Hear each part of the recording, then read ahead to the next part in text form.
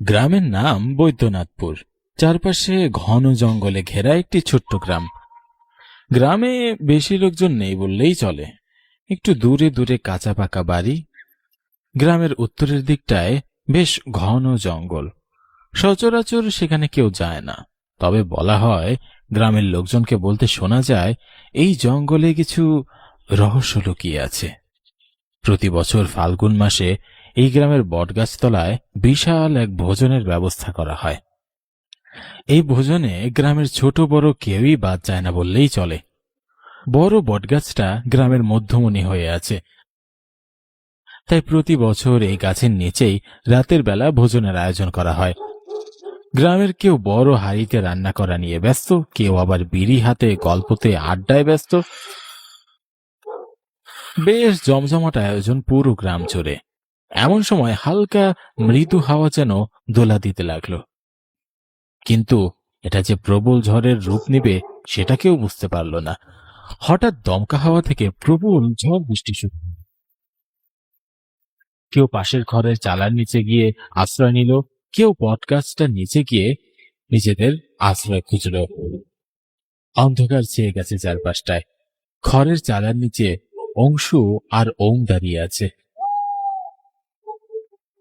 ঝড় বৃষ্টি থেমে যাওয়ার পর অংশু বলে, হে ওম, এখানে তো বীরেন ছিল আমাদের সাথে, কোথায় গেল রে? ঝড় বৃষ্টির মধ্যে তো খেয়াল করিনি, বীরেন তো এখানেই ছিল। না রে, হয়তো ও দিকটায় গিয়ে দাঁড়িয়েছে। চল গিয়ে দেখি বট গাছের নিচে। তারা সেখান থেকে বটগাছের কাছে গিয়ে দেখে সেখানে শুধু গ্রামের কজন বয়োজ্যেষ্ঠ লোক বিড়ি নিয়ে দাঁড়িয়ে আছে। অবিনাশ, বিধান আর গুনিন কাকা। বৈদ্যনাথপুরের সকল সমস্যার সমাধান করে থাকে গুনিন কাকা।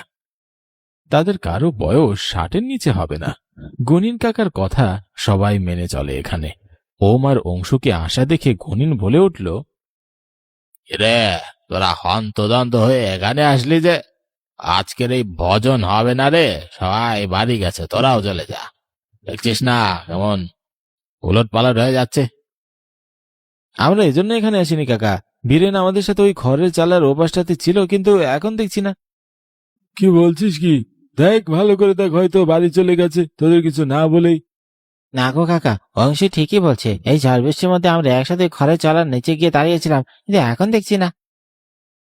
ছেলে দুটোর কথা শুনে গুনিনের কপালে যেন ভাঁজ পড়ে গেল। অবিনাশ আর বিধানের দিকে তাকিয়ে যেন গুনিন কাকা কিছু বলতে চাইলেন, তার যে কিছু মনে পড়ে গেল তা অবিনাশ আর বিধান স্পষ্ট বুঝতে পেরেছে। বিধান বলে উঠল, উত্তর জঙ্গলে আগে দেখা দরকার আমাদের। এই ঝড় আমাদের কিছু মনে করিয়ে দিতে চাইছে।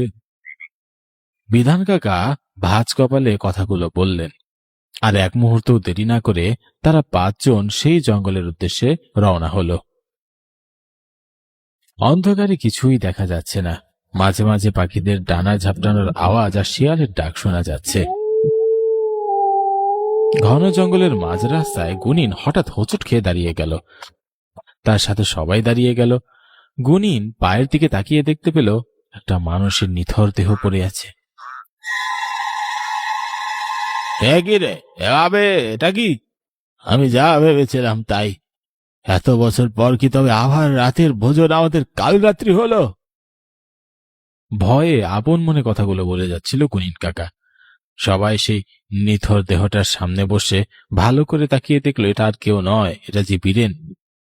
নাক মুখ থেকে রক্ত বেরিয়ে আসছে। মনে হচ্ছে কোনো জঙ্গলি জানোয়ার বীরেনের শরীর খুবলে খুবলে খেয়েছে। এ দৃশ্য দেখে অংশু আর ওম যেন কাঁদো কাঁদো হয়ে বীরেনের দিকে তাকিয়ে আছে। এখানে বেশি দেরি করা ঠিক হবে না গুনিন্দা। আমার কিছু ভালো ঠেকছে না। আমাদের যত দ্রুত সম্ভব এই জঙ্গল থেকে বেরিয়ে যেতে হবে। ওম আর অংশু মিলে তাদের বন্ধুর লাশটাকে তুলে নিয়ে সবাই সেখান থেকে বেরিয়ে গেল। বৃষ্টি হওয়ার পর জঙ্গলটা যেন আরো নিস্তব্ধ মনে হচ্ছে। রাত তখন গভীর। গুনিন কাকা তার ঘরের খাটের উপরে বসে গভীর ভাবনায় আচ্ছন্ন। সে মনে মনে ভাবছে তাদের যুবক বয়সে যে ভুল তারা করেছিল, সে একই রকম ভুল আবার এই ছেলেগুলো করেনি তো। ভাবতেই গুনিনের চোখগুলো বড় হয়ে গেল। এসব চিন্তা করতে করতে সে বিছানায় শুয়ে পড়ল। কিন্তু কিছুতেই ঘুম আসছিল না। এপাশ ওপাশ করতে করতে গুনিন কাকা কখন যেন ঘুমিয়ে পড়ল বুঝতেই পারল না। পরদিন সকালে গুনিন কাকার ঘুম ভাঙল বিধান কাকার ডাকে। ও গুনিন্দা, তোমার ঘুম ভাঙেনি? গত রাতে কিছুতেই চোখটা লাগছিল না, এজন্য একটু বেলা হয়ে গেল। তা বিরানের বাড়ির লোকজনকে কিছু বলেছিস? না গো গুনিন্দা, একথা কি কাউকে বলা যায়? আমার মনে হয় বীরেন উত্তরের জঙ্গলের গুপ্তধনের কথা জানতে পেরে গিয়েছিল। আর কথা বলতে গিয়ে আর বলতে পারল না বিধান। কি এমন ঘটনা ঘটেছিল সেই ভোজনের রাতে তা গ্রামের ছোটরা এখনো জানে না। গুনিন কাকাও গত রাতে সে কালো ছায়ার কথা বলতে পারল না। গুনিনের মনে অনেক রকমের প্রশ্ন। বীরেনের বাড়িতে আজ যাওয়া আমাদের খুব দরকার ছিল, কিন্তু তার চেয়েও বেশি দরকার পুচকে ছেলেগুলোর সাথে কথা বলা। দাদা, আমি ডেকে বেড়াচ্ছি ছেলে দুটোকে। বিধান গুনিনের বাড়ি থেকে বেরিয়ে গেল, আর গুনিন ভোজনের রাতের সেই বটগাছের নিচে গিয়ে বসে পড়ল। বটগাছটার চারপাশে বসার ভালো জায়গা আছে, যাতে গ্রামের লোকজন এখানে আরাম করতে পারে। এখান থেকে জঙ্গল খুব বেশি দূরে নয়। গুনিন কাকার চোখে মুখে ভয়ের ছাপ এখনো রয়ে গেছে। সেখানেই অংশু, ওম সাথে বিধান কাকাও এসে গুনিন কাকার সাথে বসেছে। এই বীরেন, আমাকে ভালো করে বলতো, তোরা উত্তরের ওই জঙ্গলে কি করতে গেছিলি? কাকা, আমাদের কোনো দোষ নেই, দয়া করে আপনি আমাদের শাস্তি দিবেন না। আমরা বারবার বিনয়কে না করেছিলাম, কিন্তু শুনেইনি কথা। কাকা, সেদিন যা হয়েছিল আমি বলছি, তবে আমাদের দয়া করে কোনো শাস্তি দেবেন না। সেদিন আমরা বীরেনের বাবার মুখে জানতে পেরেছিলাম বহুকাল ধরে উত্তরের জঙ্গলে গুপ্তধন লুকানো আছে, কিন্তু সেই গুপ্তধন পাহারা দেয় কালো ছায়া। বীরেন তারপরে আমাদের দুজনকে নিয়ে বুদ্ধি আটে ওই জঙ্গলে যাবে, আর যেভাবেই হোক গুপ্তধন উদ্ধার করবে। তারা তিন বন্ধু জঙ্গলের পথে হাঁটছে। দিনের বেলা হলেও ঘন জঙ্গলকে রাতের মতো মনে হচ্ছে। এই জঙ্গলে মাঝে মাঝে পাতার ফাঁকে আলো উকি দেয়, কোনো জায়গায় সূর্যের আলো অব্দি পৌঁছায় না। পাখিদের কিচিরমিচির আওয়াজ ছাড়া কিছুই শোনা যায় না। অংশ আর ওম দুজনেই খুব ভীতু স্বভাবের। তারা খুব ভয়ে ভয়ে জঙ্গলের পথে হাঁটছে, কিন্তু বীরেন কোনো তোয়াক্কা না করেই জঙ্গলের পথ অতিক্রম করছে, যেন সে কোনো নেশায় পড়েছে। তারা হঠাৎ থমকে দাঁড়িয়ে গেল গভীর জঙ্গলে প্রবেশ করার পর। কিছু একটার আওয়াজ শুনে যেন কেউ পাতার শব্দকে উপেক্ষা করে এগিয়ে আসছে।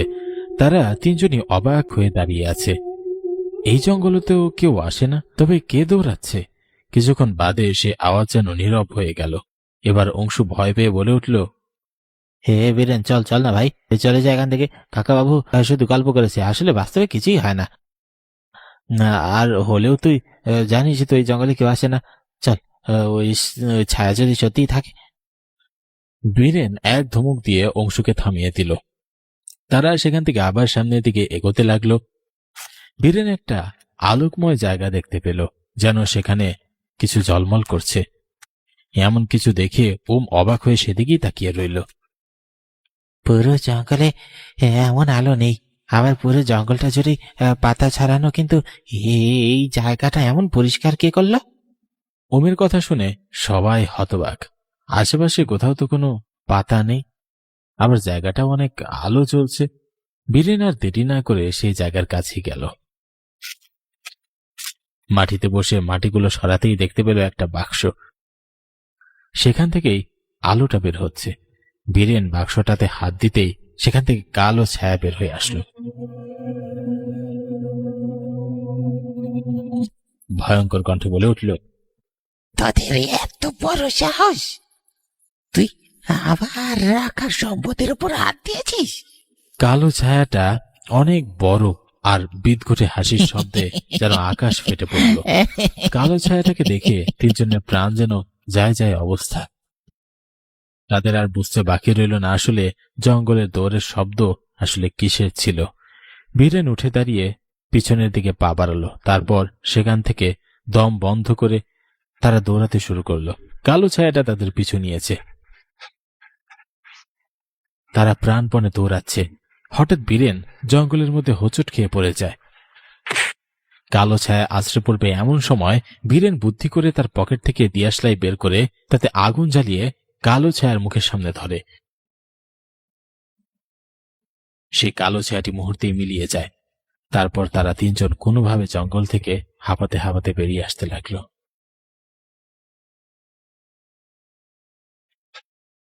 কাকা, তখন বীরেন বেঁচে গিয়েছিল, কিন্তু আমরা বুঝতে পারিনি আসলে ভোজনের রাতেই তাকে এভাবে জীবন দিতে হবে।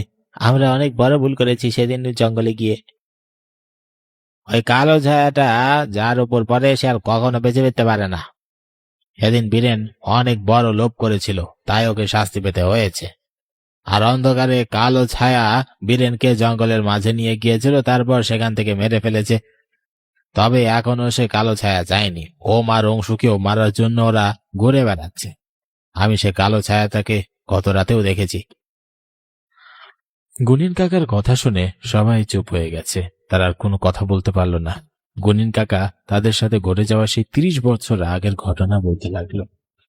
তোদের মতো যুবক বয়সে ভোজনের জন্যই কাঠ নিতে গিয়েছিলাম জঙ্গলের সেই গভীরে। আমার সাথে সেদিন বিধান, অবিনাশ আর আমার এক বন্ধু প্রবীরও ছিল। আমরা জঙ্গলের ভিতরে প্রবেশ করেছিলাম তোদের মতোই দিনের বেলাতেই। কালো ছায়া কিংবা গুপ্তধন সম্পর্কে আমরা কিছুই জানতাম না। তবে প্রবীর তার ঠাকুরদার কাছ থেকে এই জঙ্গলের সম্পর্কে অনেক কিছুই জেনেছিল। আমরা খুব ভুল করেছিলাম সেদিন ওখানে প্রবেশ করে। প্রবীর তার ঠাকুরদার কথাগুলো মনে করে সে আলোকিত জায়গায় পৌঁছায়, আর ভয়ঙ্কর কালো ছায়া প্রবীরকে আমাদের সামনেই সেখানেই গ্রাস করে ফেলে। বহু বছর ধরে কোনো অভিশাপের ফলে ওই ভয়ঙ্কর কালো ছায়া সেখানেই সম্পদ পাহারা দিয়ে আসছে। ওই অভিশপ্ত কালো ছায়া অনেকের প্রাণ নিয়েছে। তারপর আমরা প্রতিজ্ঞা করলাম জঙ্গলের মধ্যে আর কোনোদিন যাব না। গুনিন কাকা কথাগুলো বলতে বলতে সেখানেই অতীতে ফিরে গেছে। আজকের সকালটা যেন এক অতীতকে ফিরিয়ে নিয়ে এসেছে। সবাই একে অপরের দিকে তাকাচ্ছে। অবিনাশ কাকা কিছু বলছে না, কারণ সেও এই ঘটনার প্রত্যক্ষদর্শী। তবে বীরেনের মৃত্যু যেন সবাইকে নাড়িয়ে দিয়েছে। এভাবে আর কতদিন? বীরেনের সৎকার করার জন্য শ্মশানে নিয়ে যাওয়া হয়েছে, তুমি যাবে না? না, আমি যাব না। এই গ্রামের ভোজনের রাতের অভিশাপ শেষ করার জন্য ওই জঙ্গলে আমার যেতে হবে। গুনির কাকার কথাগুলো শুনে অবিনাশ থমকে দাঁড়িয়ে গেল। তার পা যেন আর নড়ছে না। তোমরা এসব কি বলছো গো? আমরা কেউই বাঁচবো না ওখানে গেলে। সে কালো মূর্তি আমাদের কাউকে ছাড়বে না। রাত তখন গভীর। গুনিন আর তার সহচর অবিনাশ আর বীরেন, অন্যদিকে অংশু আর ওম, তাদের দুজনের হাতে মশাল। সবাই মিলে উত্তরের জঙ্গলের ভিতরে প্রবেশ করেছে। ঘন ও গভীর জঙ্গল যেন আরো অন্ধকার হয়ে উঠেছে। মনে হচ্ছে মশালের আলো যেন কিছুই নয় এই অন্ধকারের কাছে। তাদের হাঁটার আওয়াজ যেন জঙ্গলের পাখিদের ঘুম ভাঙিয়ে দিয়েছে। সেই জায়গাটা যেখানে ভয়ঙ্কর ছায়ার বাস, সেটা আলোকময় হয়ে উঠেছে। সেই কালো ছায়া সবকিছু গ্রাস করার আগেই গুনিন আর অংশু তাদের হাতের মশাল আচমকা ওই ছায়াটির দিকে ছুঁড়ে মারে। ছায়াটি পুড়তে পুড়তে সেই জায়গাটা থেকে মিলিয়ে যায়। আজ থেকে এই গ্রাম, এই জঙ্গল আর ঝড়ের রাতের ভোজন সবই অভিশাপ মুক্ত হলো।